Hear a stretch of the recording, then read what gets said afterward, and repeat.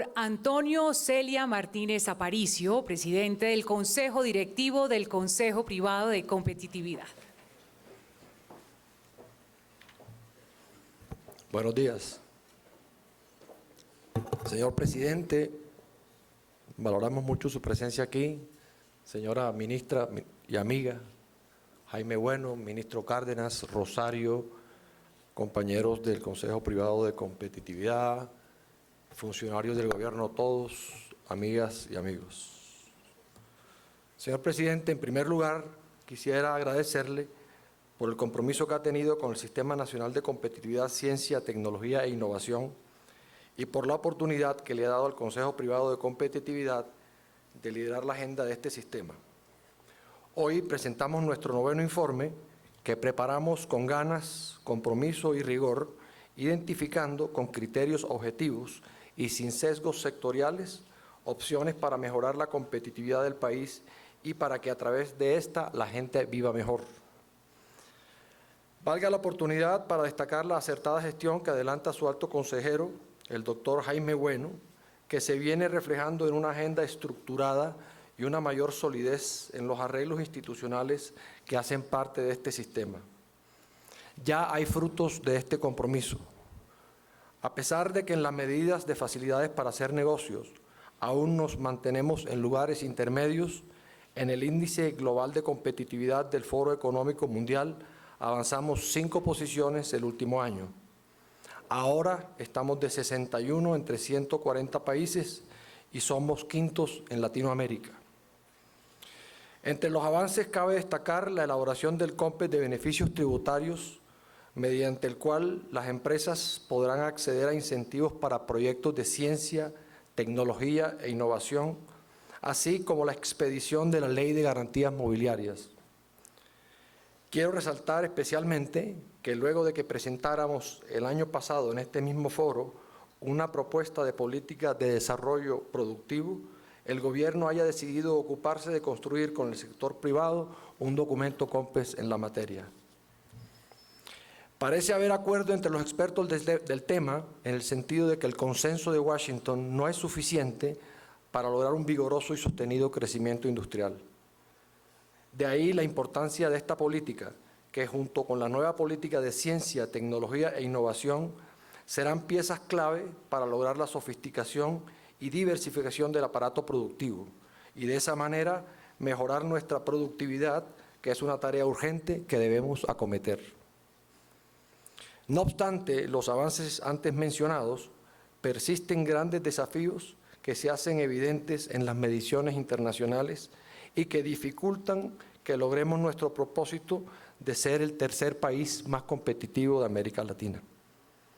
Por ejemplo, en el pilar institucional del Foro Económico Mundial, Colombia se ubica en el puesto 114 entre 140 países, luego de un retroceso de 11 posiciones en los últimos 5 años. Esto se debe en parte a los problemas que sigue teniendo nuestro sistema de justicia y a los altos niveles de percepción de corrupción que pese a todo persisten.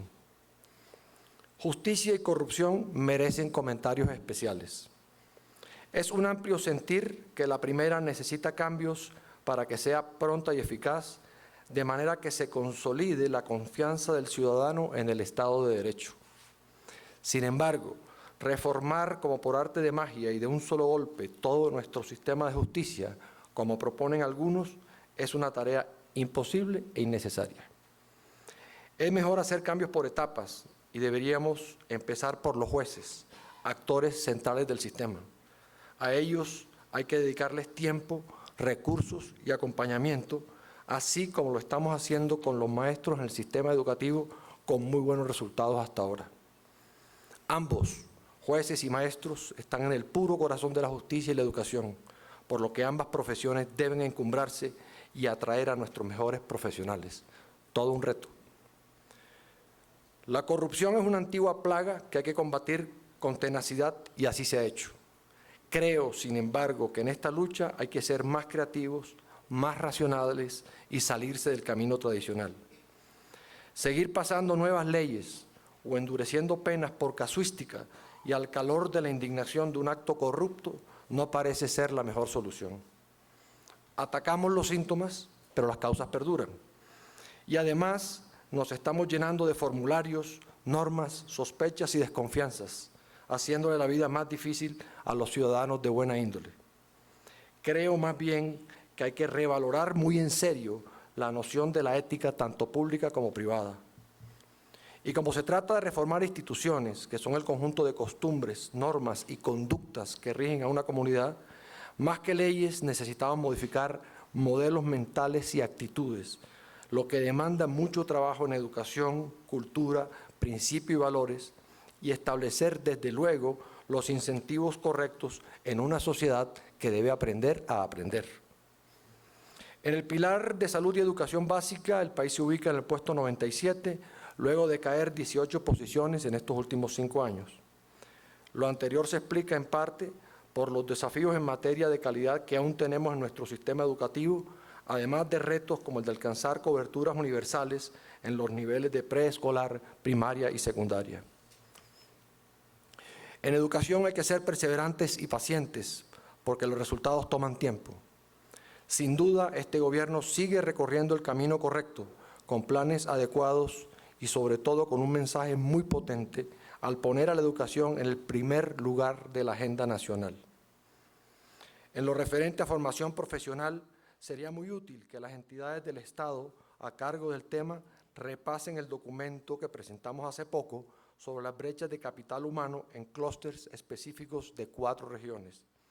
Allí hay certeros diagnósticos y soluciones concretas. Propongo también que los empresarios logremos que los gobernantes locales y el Ministerio de Educación Nacional suscriban un pacto medible y ambicioso para mejorar la educación en sus colegios, tomando como base las pruebas saber. Todos debemos contribuir con el propósito de ser el país mejor educado de la región en 10 años. Por otro lado, en materia de infraestructura, el país aparece en la posición 84. Seguramente el fortalecimiento institucional que usted ha liderado para ejecutar una agenda contundente en esta materia, como lo es la agenda de 4G, se reflejará muy pronto en estos indicadores. Ahora bien, vale la pena señalar que los atrasos en este pilar no solo se deben a nuestro rezago en infraestructura, sino a la tarea pendiente de poner en marcha planes para mejorar la productividad del transporte de carga. En el pilar de eficiencia de mercado de bienes, el país aparece en el puesto 108. Esto se debe, por un lado, a la falta de competitividad de nuestro sistema tributario. Aprovecho, presidente, la ocasión para agradecerle la invitación que le hizo a nuestra presidenta, doctora Rosario Córdoba, a ser parte de la Comisión de Expertos Tributarios. Enorme reto tiene este grupo en la medida en que las altas tasas de tributación sobrepasaron por primera vez al tema de corrupción como el factor más problemático para hacer negocios en Colombia. Esperamos que el anunciado propósito de tener equidad, progresividad y eficiencia en los impuestos se logre lo más pronto posible. Los rezagos en este pilar también se explican porque hace falta abrir más nuestra economía y mejorar los flujos de comercio. Somos 135 entre 140 en importaciones sobre el Producto Interno Bruto y 134 en costos de política agropecuaria. A pesar de que nuestro arancel promedio está a mitad de tabla en Latinoamérica, la dispersión es alta y hay sectores con sobreprotecciones injustificadas y bajas eficiencias. En este capítulo también importan los grados de libertad que el Estado decide concederle a la actividad privada para que ésta tenga un correcto desenvolvimiento. Es menester saber cuándo se regula y qué tanto se regula, ante fallas y poderes de mercado. Sucede a veces que el Estado regula mucho donde no se requiere y a veces no lo hace cuando se necesita. Cabe aquí perfectamente su frase, presidente, de, abro comillas, tener tanto mercado como sea posible y tanta regulación como sea necesaria, cierro comillas. Creo que resume la postura de este gobierno en materia de política económica. A la última versión he sabido que se le ha agregado la expresión con alegría para espantar pesimistas y arúspices de malos presagios. Importa que las organizaciones, instituciones y funcionarios a cargo de esta política comprendan y apliquen cabalmente el alcance de la prédica, teniendo en cuenta siempre la relación costo-beneficio de las medidas de regulación y la oportunidad de sus decisiones, para auspiciar un entorno amable para la inversión y la sana competencia. Otra forma de decir casi lo mismo es usar la expresión del último premio Nobel de Economía Angus Deaton, laureado por sus trabajos en movilidad social, quien al comparar sistemas económicos dijo, abro comillas, la trayectoria del capitalismo ha sido sin duda mucho mejor, se refería al socialismo. Sin embargo, el capitalismo necesita ser domado. Los estados tienen que establecer mecanismos para ayudar a los más necesitados. Eso dijo Angus Deaton, cierro comillas. Por último, el país aparece en el puesto 86 en el pilar de eficiencia del mercado laboral, no obstante la creación de miles de nuevos empleos formales. Colombia sigue teniendo altas tasas de informalidad. A pesar de la reducción de costos, en los costos laborales no salariales logradas a través de la reforma tributaria de 2012, estos siguen siendo altos frente a estándares internacionales. Esta reforma, a la que muchos se resistían, ha demostrado su eficacia en la generación de empleo y me parece que no ha tenido el reconocimiento que merece. Debería, por eso, seguir aplicándose la misma fórmula para lograr más empleo formal con los enormes beneficios que esto significa. Con estos retos como contexto, no nos sorprende que a pesar de que la inversión ha crecido de manera sustancial, la productividad, medido como la productividad total de factores, ha permanecido estancada en la última década. Lo anterior es preocupante, ya que esta es el principal determinante del crecimiento a largo plazo. Conviene recordar aquí lo que decía Paul Krugman, reiterando el hallazgo hace 50 años de Robert Solow, comillas, la productividad no es todo, pero en el largo plazo es casi todo. La habilidad de un país para mejorar su nivel de vida en el tiempo depende casi enteramente de su habilidad para mejorar su productividad. Lo que tiene mucho que ver, anoto yo, con la educación y el conocimiento.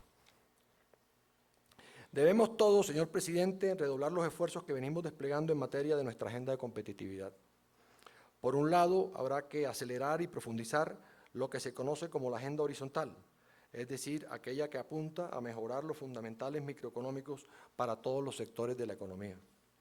Por otro lado, será clave que la política de desarrollo productivo o agenda vertical, en conjunto con la de ciencia, tecnología e innovación, se adelanten con efectividad, que cuenten con recursos y movilicen convenios público-privados en las regiones. Para ejecutar con eficacia estos planes, será crucial seguir contando con su decidido liderazgo.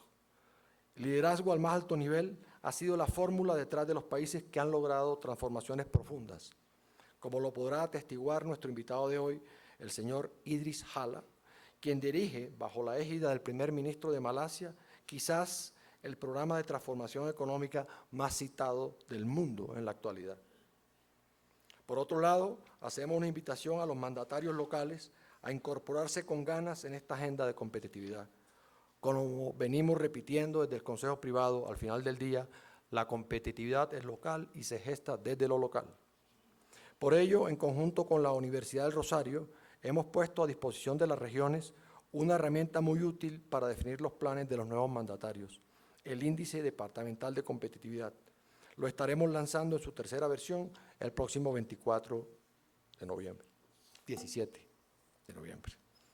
Señor presidente, señora ministra, sabemos que los desafíos de productividad y competitividad no solo le competen a los gobiernos. Aunque resulta fundamental crear condiciones favorables que permitan el crecimiento empresarial, nosotros somos igualmente responsables. Por eso, seguiremos insistiendo en la invitación a todo el sector privado a que nos revisemos con objetividad y rigor para identificar oportunidades de mejora en la productividad de nuestras empresas. Recordemos siempre que, comillas, el aprendizaje es la base del crecimiento sostenido, ya sea para ponerse al día con las mejores prácticas o para perfeccionarlo. Esto lo dijo el señor Stiglitz en su libro Sistemas de Aprendizaje. Si mejoramos la productividad de nuestras empresas, a todos sin duda nos irá mejor. Por último, señor presidente, permítame reiterarle que los empresarios respaldamos con convicción y entusiasmo el proceso que busca ponerle fin al conflicto de tantos años. Lograrlo sería un paso enorme en el propósito de construir un mejor país. Importa, entre otras cosas, que la justicia que se aplique sea socialmente aceptada y tanta como se pueda, y que jamás ni nunca se vuelva a recurrir a la violencia para manifestar desacuerdos. Estos deben tramitarse en la discusión democrática. Cuente con nuestra total disposición para contribuir al posacuerdo, esta etapa que cierra un ciclo y da inicio a la reconciliación y a la convivencia demanda actos de grandeza de todos. Nuestro papel en la generación de empleo decente es fundamental. La función de la inversión privada en la economía es irreemplazable. Esta crece y produce riqueza y bienestar por ese afán de superación del ser humano, que por cierto, y como decía Gabo, requiere de ética y hasta de estética. Podría pensarse, presidente, en crear una comisión de empresas y empresarios que bajo su coordinación le haga seguimiento a los proyectos productivos del posacuerdo y a los compromisos que se pacten. Un comentario final al margen. La democracia es el gobierno de la discusión, pero importa mucho lograr acuerdos sobre temas fundamentales y buscar puntos de encuentro, sobre todo en esta etapa crucial de nuestra historia. Valorar el significado de las palabras, desescalar el lenguaje, entender que nuestro adversario no es nuestro enemigo, son pasos en esta dirección, como también lo serían suscribir pactos entre los partidos políticos y las instituciones democráticas para lograr acuerdos mínimos sobre la paz y la seguridad, la justicia y la educación, por ejemplo. Si esto hacemos, avanzaríamos mucho como sociedad, aún manteniendo nuestras diferencias. Paz y competitividad son dos componentes insuperables en la construcción de un país justo, moderno y seguro. Sobre todo, con un sentido muy amplio de la competitividad, porque en últimas de lo que se trata es de darle la capacidad a cada uno de los ciudadanos de ejercer su libertad en sus distintas funciones de bienestar. Esta me parece que es la noción más humana del desarrollo. Y tengo que decir que aunque este discurso ha girado en torno a competitividad y productividad, estas no son fines últimos de una sociedad. Son instrumentos, repito, para hacer lo que cada uno valora dentro de las reglas de una democracia liberal. Se avecina una etapa retadora para el país, pero sobre todo de grandes oportunidades. Es la oportunidad de vivir en paz y volvernos más competitivos. Así, sin duda, la vida será mejor para todos. Cuente, señor presidente, con nosotros en estos propósitos. Muchas gracias.